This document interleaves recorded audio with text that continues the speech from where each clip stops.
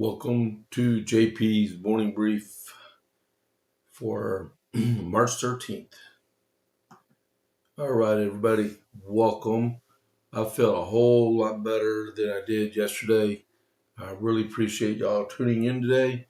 There's 8 of us so far. Man, this is great. Hey, reach out to Richard, my buddy over here. It's a Covite for life. Man, I love that new handle. I just typed that into the chat. That is really cool. I like that. Um, so, welcome to the morning brief. Please, as we get started, don't forget if you are not already a follower of the JP8 report,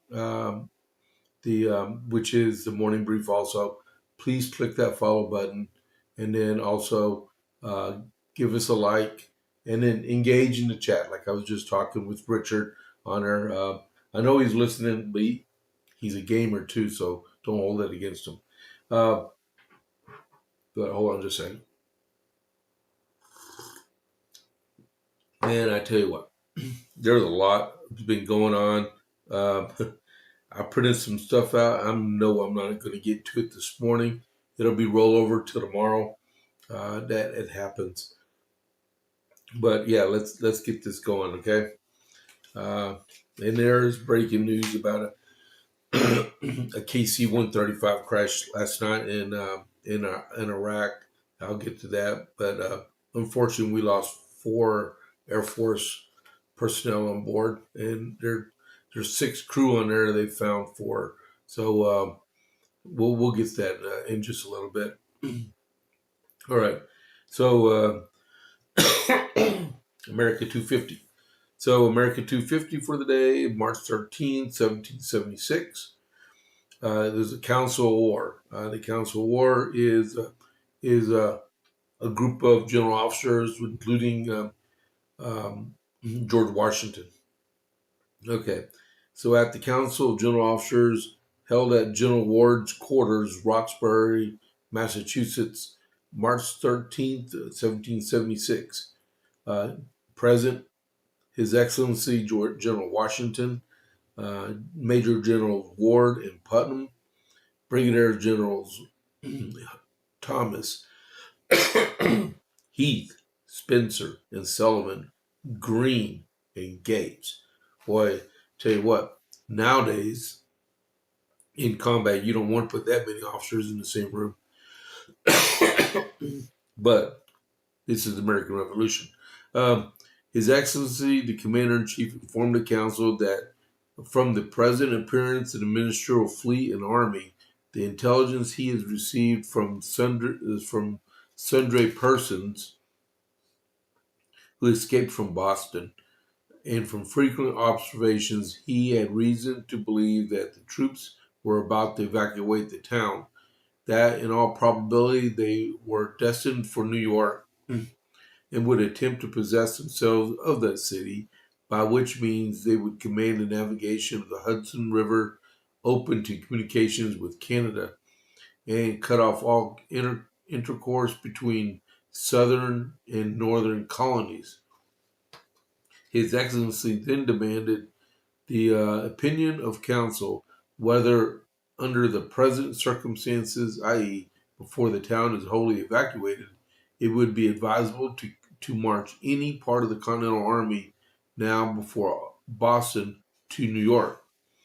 The council were in opinion that it would be proper that 5 regiments of the Rifle Battalion should be detached immediately to New York, the Rifle Battalion to march tomorrow, and the others would follow as speedily as possible, that His Excellency be advised to write to the Governor of Connecticut to desire he would immediately send 2,000 of the militia of his government to New York, and that 1,000 be requested to the Convention or Committee of Safety of New Jersey in order to reinforce the troops already stationed there until the detachments from this army shall arrive.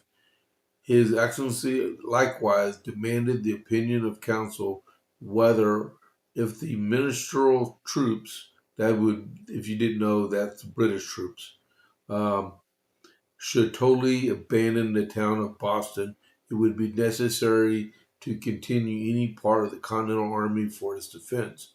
Resolved that the ministerial troops should totally abandon the town of Boston. It will be unnecessary to employ any part of this army for the defense and security of the same, as the militia of this province will be adequate thereto. The opinion of council was also demanded by His Excellency whether, if the ministerial troops should continue in the harbor of Boston, would it be advisable to fortify Newk's Hill and Dorchester. Resolved that if the ministerial troops should continue in this harbor tomorrow, it would be advisable to fortify Newk's Hill in the nights at all events. So that was a flowing operations order. It looks like they're about to move troops from Boston toward New York City. And then, so this is the 13th of March. As you know, by the 17th, which will be in the middle of next week, General Howe totally evacuated all of Boston. So, one of our first victories of a major city. All right, next is New York City, in which different outcome, but we'll see about that. I don't really have any type of further update right now about the Dalmatian Texas burgers. That's one of my go-to sponsors. I don't even charge them for anything for being on the podcast, but one of the owners had a major operation, and that he's recovering now, which is good. But he's recovering, but they're going to be down for a month or two. So keep them in your prayers. Their burgers are good. If you are ever in the Coppers Cove, the Killeen, Coppers Cove, Fort Hood area, and you can manage to get over to Coppers Cove for a Dalmatian burger, they are not made from Dalmatians, but that's just their name. Their burgers are great, especially the armadillo burger, which isn't made from armadillos. And they have jalapenos in them, right? All right. So onward to the morning brief. I keep saying the JPA report. That's the big one. So please give me I'm going to start it off. I'm going to put an American flag in there. Put emoji. Oh, there we go. Okay. Put something in the chat. Let's get going on the chat. Richard, put something in there. I know you're listening. Don't make me call you. All right. Iran update for Operation Epic Fury. So as of what I got from last night and early this morning, Trump says the supreme leader is probably alive. And then over 6,000 targets have been hit since the operation began. Over 60 ships have been sunk. Yesterday, the French government reported that a soldier, one of their soldiers, has been killed in northern Iraq. The United Kingdom is considering escorting the ships through the Strait of Hormuz. And then the Israeli Defense Forces have downed over 250 drones. And then the IDF also killed several senior Iranian nuclear scientists. The United Arab Emirates, from the beginning of the operation, they have taken down 1,500 drones and 278 ballistic missiles. I think they're probably in need of resupply, really bad from the U.S. Israel continues massive strikes on Hezbollah forces in southern Lebanon. I saw pictures yesterday. They were blowing the tar out of buildings in southern Beirut that belong to Hezbollah. They are determined to extinguish that animosity toward Israel once and for all. It looks like. Last time I checked, West Texas Intermediate this morning was about $94.50 a barrel. And the Dow Jones closed yesterday at 46,677. Okay, so that's the current situation with Operation Epic Fury. Man. All right. So what happened yesterday? Uh, so there was two terrorist incidents that happened yesterday, and I'm going to go over both of them. So the first one is the one. Okay, so I heard about. Okay, there was two of them. One at Old Dominion University or ODU, um, and then there was another one in Michigan at a mosque. Not at a mosque, at a synagogue. Right. So the first one we're going to go over is the synagogue. Uh, these the suspect in Thursday's attack that targeted a Jewish synagogue in Michigan was primarily identified as a 41-year-old Lebanese-born American citizen, Amin Mohammed Ghazali, according to three law enforcement sources who spoke to Fox News. He reportedly targeted the Jewish Community Center after suffering family losses in Lebanon during the country's conflict with Israel. Dearborn Heights Mayor Mo Baidoun said that Ghazali was a resident of the city. Ghazali allegedly rammed a vehicle. He didn't allegedly, he did. Rammed a vehicle into Temple Israel, a large Reformed Jewish synagogue in West Bloomfield at roughly 12:30 p.m. Central Time, and then exited the vehicle with a rifle and exchanged gunfire with armed security who shot and killed him. The tragic attack on the Temple Israel Synagogue in West Bloomfield, Michigan, was carried out by Amin Mohammed Ghazali, the Department of Homeland Security confirmed to Fox News. I saw just a few minutes ago on the news that it was a retaliation because his niece and nephew were killed in an Israeli airstrike earlier this month, right? And he took it out on them. The Also, they said that the truck that he drove into the synagogue was filled with explosives, and that when they exchanged gunfire with the terrorists, I'm going to flat out call him a terrorist. Uh, uh, he was killed in the gunfire, and then the vehicle was engulfed in flames, and it caught the synagogue on fire. And that's what happened there, right? Um, he, the thing is, he was a naturalized U.S. citizen, and that let's see, he entered the United States in 2011 at Detroit Metropolitan International Airport on an immigrant visa um, as a spouse of a U.S. citizen, alien relative, and fiance petitions filed in the December. So he married a U.S. citizen and came to the United States, and then he was granted. He applied for citizenship in 2015 and became a U.S. citizen February 5th, 2016. All of this happened under the Obama administration. So inside of 5 years, less than 5 years, he came from being an immigrant to a U.S. citizen. That is a land speed record. I always thought it took roughly upwards of 10 plus years to become a U.S. citizen. Um,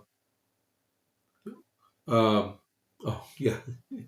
Richard is talking to me on the chat. Yeah, I know, man, but I love your new handle. Covite for life is his new handle. His other one is Bend It in Half, which is his gaming one. So if you're ever on the gaming stuff out there, look for the Bend It in Half, and you'll find them. But yeah, so this guy in less than 5 years, from 2011 to 2016, became a U.S. citizen um, in our country. Yeah, you can't make this stuff up. And then in on the East Coast, in our Democratic People's Republic of Virginia, with the great Secretary General Abigail Spanberger, which I cannot stand because she should not be the governor of Maryland. So yesterday, an ISIS supporting a shooter named Mohammed Baylor Jala. He attacked Old Dominion University and he made a mistake of going into an ROTC classroom and he started shooting. He was immediately attacked by the students in there, but not before he he killed an ROTC instructor. So so ISIS supporting ex National Guard member, yeah, he was a member of our Army National Guard, um, shouted Allahu Akbar before launching into a deadly attack at Old Dominion University on Thursday. Shala, 36 years old, busted into an ROTC classroom at the Virginia College and yelled an Arabic phrase, which translates "God is great." We know that. Before opening fire, killing a retired military officer and injuring two others. The FBI is investigating the shooting as an act of terrorism. Uh, Evans wasn't sure how many students were in the classroom during the shooting, or if the ROTC program was targeted. Remember, like with Dan Bongino says, you got to wait 24 to 48 hours to get the real deal what's going on, right?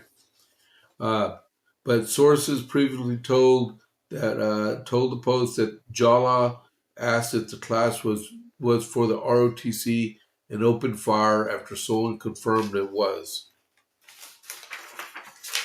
Yeah, it's really going to now check this stuff out. He's a naturalized U.S. citizen from Sierra Leone, which is on the western coast of Africa. He fatally shot the ROTC instructor, and then two other ROTC members injured in the attack were both in stable condition. The FBI agent said, praised the students who showed extreme bravery, and courage in containing the shooter and stopping further loss of life. I was asking my wife last night. Normally, you have to be on active duty to get the soldier's medal. I would venture that there's some case being made right now that those members in that ROTC class were being made to get the Army's soldier medal for their actions that they took yesterday. I would recommend it myself. Uh, so let's see, where's this stuff?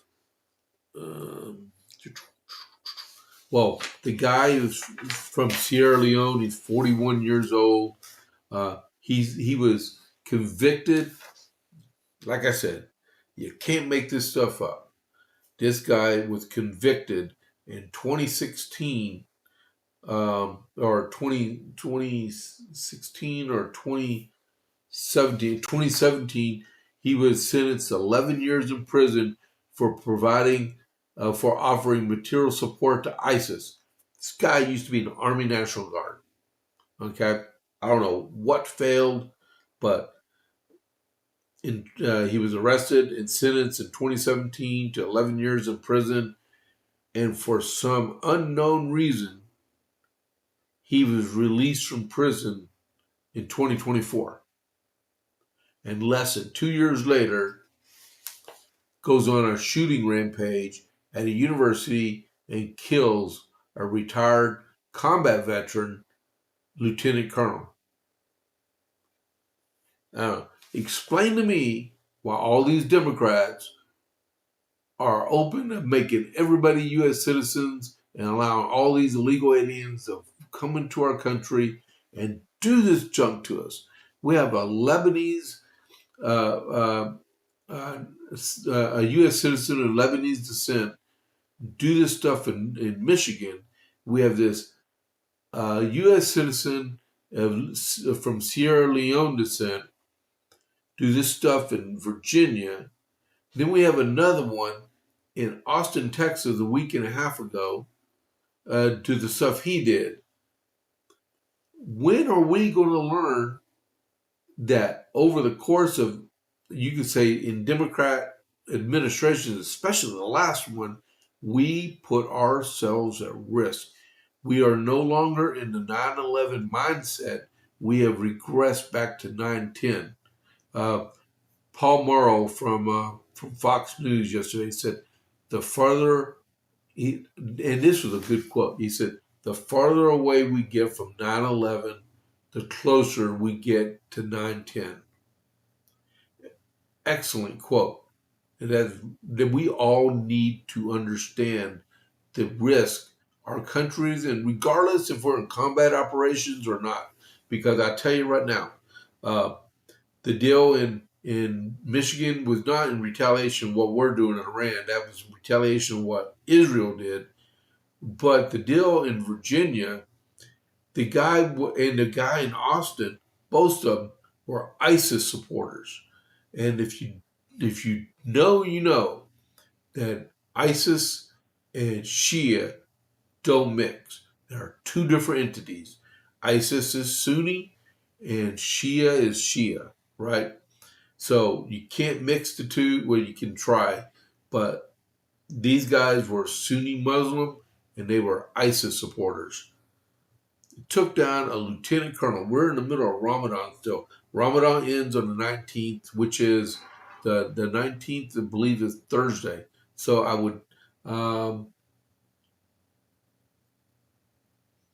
listened to the news. We replaced one dictator for a worse one. Yeah, that's what it looks like. Yeah. All right. So I had to get something to drink. All right. So a little bit about the old Dominion guy, right? Um, okay, the instructor who was fatally shot by the ISIS supporter was a decorated chair of the Old Dominion University's Military Science Department and served several tours in the Middle East. Lieutenant Colonel Brandon Shaw was in the middle of teaching an ROTC class at Old Dominion University Thursday morning when this terrorist stormed inside the classroom and opened fire. Shaw completed several tours with the Army since he enlisted in 2003, including a deployment to Operation Iraqi Freedom, Enduring Freedom, and a rotation with Atlantic Resolve, according to the university biography on him. Uh, the veteran was also served in the Virginia Army National Guard, in which that terrorist was a member of also. I'm tired of these guys. Man, this guy was decorated. The Virginia Army National Guard did not have anything regarding Shaw, but confirmed to the Post that the terrorist was honorably discharged in 2015 before he was convicted, right? Um, Jason Fetish, one of Shaw's former ROTC colleagues, fully described the veteran as a charmer and all-around stud in a heartbreaking interview with the news. Fetish hoped that ODU shooting was a tragic incident that could just mourn. Um, and then they talked about in here. Spainberger paid tribute to on X. A devoted ROTC instructor, Lieutenant Colonel Shaw, just didn't lead a life of service to our country. He taught and led others to follow that path. I'm grateful to lead his example. Sadly, and deeply saddened about his death and praying for his family. That's all she could really say about him, huh? Two other ROTC members were injured in the shooting, which FBI is investigating. The thing is, they when the ROTC class members they jumped the guy that was doing the shooting. They grabbed the knife and they stabbed the terrorist to death. Uh, that's what you need to do, right? Take control of the situation, like Todd Beamer said. in Flight 93 on 9/11. Let's roll. And they stormed the cockpit. They brought the plane down and probably saved either the U.S. Capitol or the White House or Camp David, because that plane was coming in that direction. You got to do what you got to do, okay? Was it, let's see, uh, hide something, fight, something like that. That's what you do in a mass shooting, all right? So the next thing is there was also a KC-135 that crashed last night in Iraq. I heard there was two of them that had flight problems. Um, but what I read this morning, because I printed off the press release from CENTCOM, so it says published March 13th at approximately 2 p.m. Eastern Time, March 12th, a KC-135 refueling aircraft went down in western Iraq. 4 of the 6 crew members on board have been confirmed deceased, and rescue efforts continue.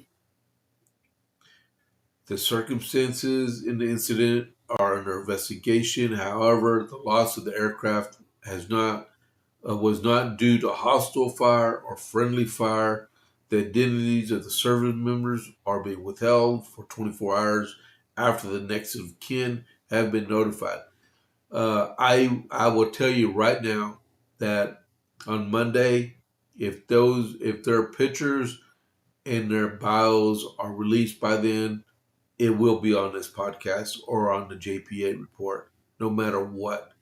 If you don't know what a KC-135 is, it's a Valero gas station. All right, it's a plane that flies at about 30,000 feet up. It's a flying gas station, so jets can refuel and go back to their mission without having to RTB, return to base. Um, and you fly them so high so they don't get shot down. So there was reports in the on the news saying some Iraqi militia, Iranian-backed militia, shot down the plane. There's no earthly way they shot down that plane at all, because uh, a KC-135, when it's up in the air, it's a flying gas station, right? But there's air superiority all around that thing, because you don't want that thing to go down.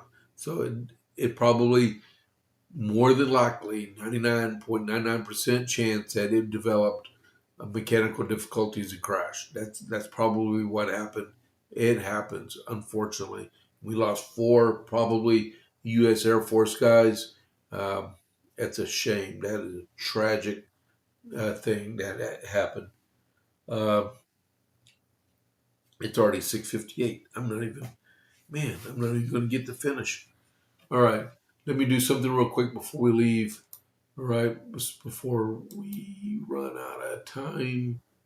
And I don't have enough people online. Wow. Okay. Normally they say I could do this. Well, that's all right. So, I will see y'all tomorrow. I mean, not tomorrow. This afternoon, as I get ready to do a raid. Hold on just a second. So, what I'm going to be doing this afternoon is I have the 12 o'clock JPA report, and then I have also um, a candidate interview with the Killeen City Council at large candidate. And she agreed to come over to my studio and be interviewed by me. So I'm going to do that at 3 o'clock this afternoon. So that'll be up this afternoon too. So that'll be cool to watch. I got some good questions for her. Hopefully she's not listening to me. I won't give up the questions anyway. All right. So, hey, I'm going to let y'all go for the day. I will see y'all at noon. Let's get on and skedaddle over to Vince. I'm going to do a raid for us, and then I'll see y'all at 12 o'clock. So this is James Pierce. I'm going to catch y'all on the flip side. I'm out, and we are raiding as of confirmed. The raid will happen in 11 seconds. Enjoy Vince. I'm going to go out to my living room and watch it myself. I'll catch y'all later.